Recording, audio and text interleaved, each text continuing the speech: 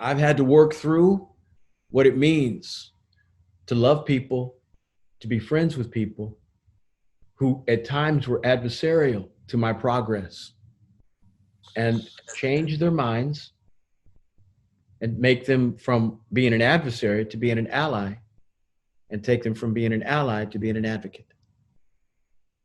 And that process goes beyond justice. It's reconciliation. It's taking warring parties and bringing not just détente.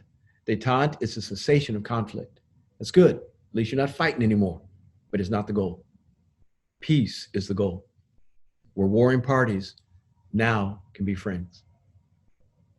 You take adversaries and you bring them into unity. That's where I spend my life. And the reason I'm going here is what I said before. People who have power rarely want to give it up. And right now, we're seeing in opposition to the entire movement of what it means to bring some degree of right to the African-American community, a huge wave of opposition. People just don't want to release. I can't make a law that changes their heart. I can't. I can make a law that makes them more mad. And I'm not saying laws don't need to be made. I'm just saying it doesn't fix a whole lot of stuff.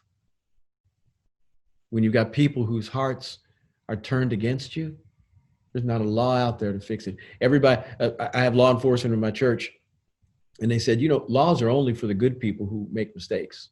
They're not for the criminals. The criminals are out there. They're going to do wrong anyway. They do not care that there's a law on the books. The laws are only for the good people who blow it. And for the bigots, for those who are already prejudiced against me, for those who are racist in their orientation and build a culture around their idea about what their world ought to look like that excludes me intentionally, I can't write a law that fixes them.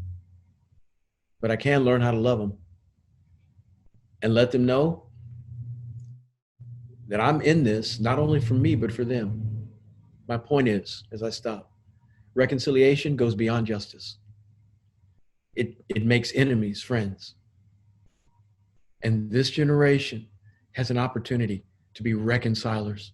Every generation prior that has fought for one right, one legal rendering justice, every generation has gone at least to try to change the legal system. And for that, I am grateful. But we have an opportunity today, coaches, to train a generation to go beyond that and say, let's go for the heart, not just the law. Let's change you on the inside who are bitter, black man, angry, and all you want is a pound of flesh. Let's change your heart, because you're making more enemies. People out there who don't, and giving them an opposition to you because you are so adamant about what they have done to you. Unforgiveness is a cancer. Bitterness is a cancer. It's like it's on the inside of the person. It's like taking poison and hoping that the other person dies. That's what bitterness is. That's what unforgiveness is. It tears a person up and it creates more problems. Justice, yes.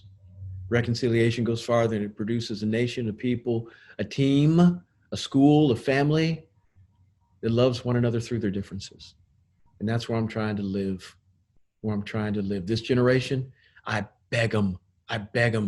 You got a voice. Martin Luther King was 26. You got a voice. Let's do justice, but let's not stop there. Let's fix the people as best we know how.